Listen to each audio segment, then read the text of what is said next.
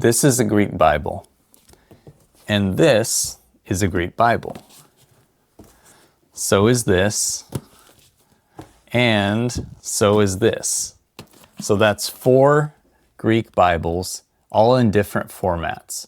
I used to recommend that my students buy these 4 Bibles so that they can work their way from easy to medium to hard to expert levels while reading the Greek Bible. Recently, I realized that was too big of an ask. These 4 Bibles cost about $200 if you get them on Amazon.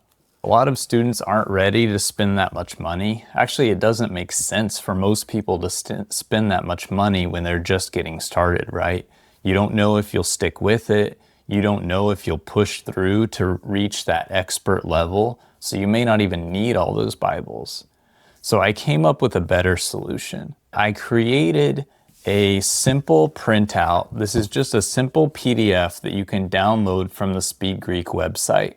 And this is the first epistle of John. So I've printed that epistle 4 different times in 4 different formats. This is an example of the printout for level 1. You're getting these English words under each Greek word, as well as a full, complete English translation on the side to help you start just easing into the text. So this is available for free, saves you $200 worth of Bibles. It's available for free at speedgreek.com.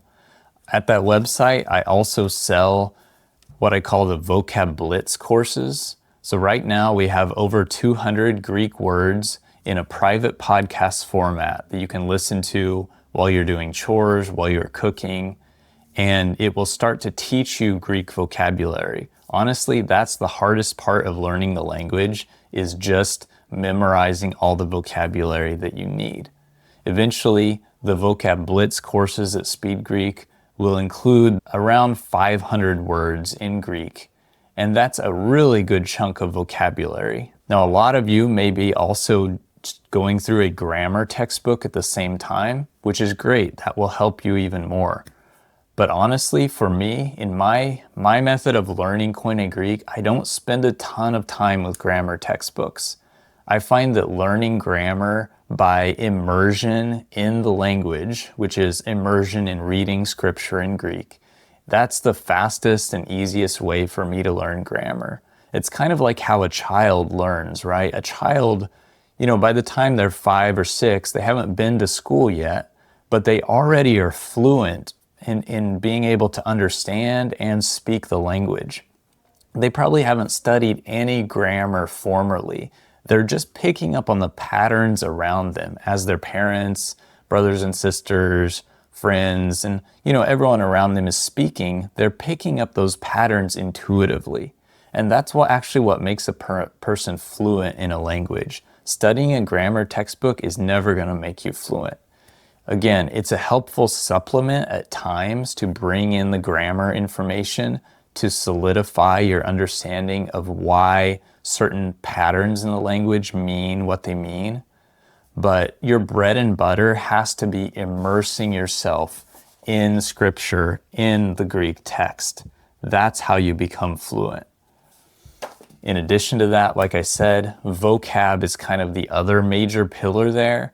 Most students, it takes them forever to read in Greek because there's so much new vocab to acquire. My method on speedgreek.com is I teach you vocab using English parallels. If you look at the most common English words in the Greek, or the most common Greek words in the Greek New Testament, let's take the top 1,000 words, okay? These are words that appear 10 times or more over the extent of the entire New Testament. Now, of that 1,000 words that appear 10 times or more, how many of those do you think have some kind of parallel with an English word? For example, because the English word was actually inherited either directly from the Greek or from Greek to Latin to French to English, and so there's still an etymological connection there. How many words do you think are like that? So I found it's roughly 500. Out of that most common 1,000 words in the Greek New Testament, roughly 500 of them have some kind of connection to the English language. And those connections I call bridge words. And we use a bridge word that is related to or sounds like the English word and the Greek word in order to connect, using mnemonic techniques, to connect the English definition to the Greek word. So this is a technique I learned from studying Mandarin Chinese. In that case, it was more of a visual technique because Mandarin is using visual characters, right, with almost like little pictures. I used this technique to learn about 800 Mandarin characters, and I was reading at a decent level of competency in Mandarin books, not using Roman or Latin letters, but just using characters. I was able to read at a decent level of competency. That was my original inspiration for the Speed Greek method.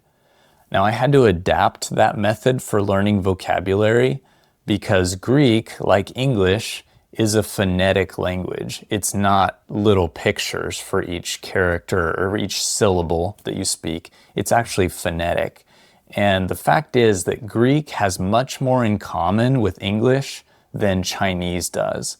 So once I found some key pieces that allowed me to start adapting the technique, I found it was actually much, much easier than the Chinese technique, simply because of those historical roots that connect Greek and English. So again, those 500 words you can learn much, much easier with this technique.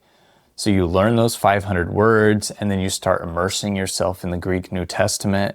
And before long, you're reading the book of 1 John without any English helps. And from there, you can start working your way up to more difficult, more challenging books of the Bible. I start with 1 John because, in my opinion, it's the easiest book that still has a good chunk of material in it, right? It's 5 chapters. It's not like Jude or 2 John or Philemon that's just 1 chapter and it's really short.